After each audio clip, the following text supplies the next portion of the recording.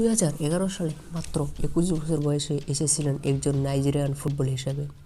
এরপর আরামবাগ বিজেএমসির পর মুক্তিযোদ্ধা ক্রীড়া সংসদ হয়ে মাঠ মাতিয়েছেন, মন কেড়েছেন বাংলার ফুটবল প্রেমীদের এবং মন কেড়েছে আরেক বাংলা তরুণী লিজা।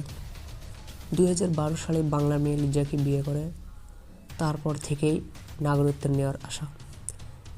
এরপর 2015 সালে নাগরিকত্বের জন্য আবেদন করিয়েছিলেন কিংসলে। বাস্তবায়িত হতে সময় লেগেছে 5 বছর।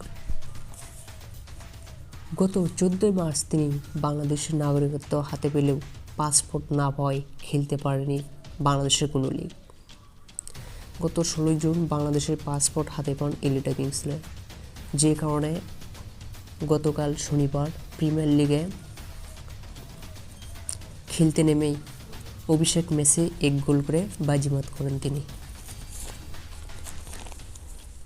এবং কোচদের মনও ভরে দিয়েছেন তিনি।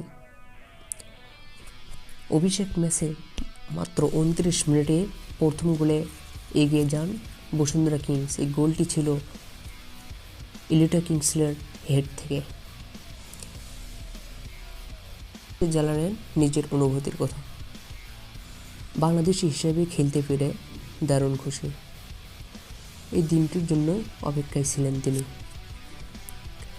আশা করি বাংলাদেশ যদি এলিটাকে স্কোয়াডে রাখে তাহলে অন্তত গোল খরা কাটবে। ধন্যবাদ সবাইকে।